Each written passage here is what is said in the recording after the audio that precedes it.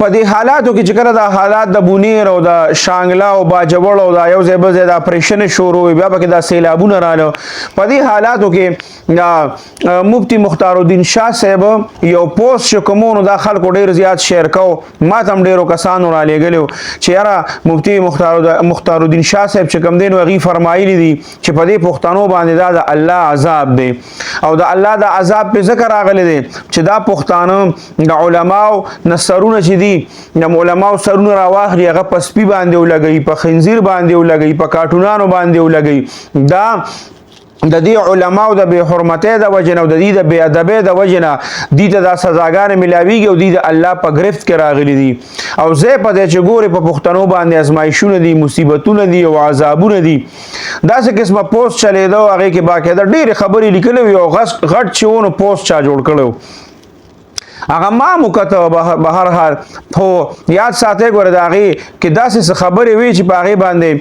علما وایي چې یاره دا خو مفتی مختار الدین شاه صاحب چې کوم دی نو هغه خو داسې خبرې نه کوي د خلکو په هغې باندې شک پیدا شو باقاعده هغې کې لیکلي چې دا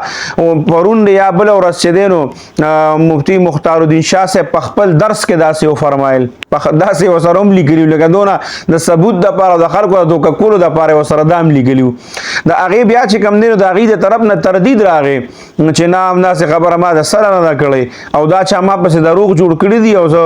داسې خبرې زه نه کوم نو تاسو ته کوم دغه خبره در رسېدلي نو دا خبره دروغ ده نو مفتي صاحب وایي چې دا خبره ما نه ده کړې نو چې بس نه ده کړې بس دا غټ ثبوت دی که نه نو د خدای خاطر پکار دی په داسې حالاتو کې په یو داسې عالم پسې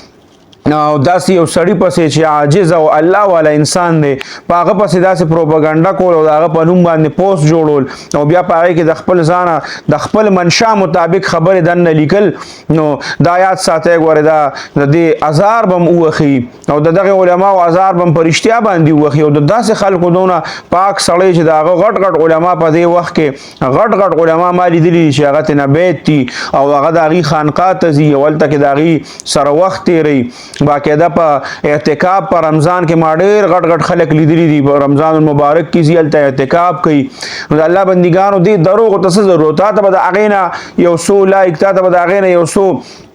فالورز ملو شوي نور به تا ته څه ملو شوي هېڅ هم نه خو دروغ دي وي هغه پوسټ چې تر اوسه پورې خلکو بیا مخکې شیر کړي او مخکې چلی نو تا ته به د هغې ګناه ملاویږي ځکه چې ډومبې دروغ تا ویلي دي نو د هغې مفتي مختار الدین شاه صاحب چې کوم دی د هغې تردید کړی دی او تاسو کوم مخې له درشي نو داسې قسمه پوسټونه مه شیر کوئ هغه وایي چې نه داسې خبره ما نه ده کړې باقاعده د هغې د دغه نه د هغې بل هغه شیر شوی چې داسې خبره مفتي صاحب نه ده کړې هسې په خلکو کې غلط فهمۍ مه پیدا کوي او داسې دروغ چې کوم دي نو دا مخکې مه شیر کوئ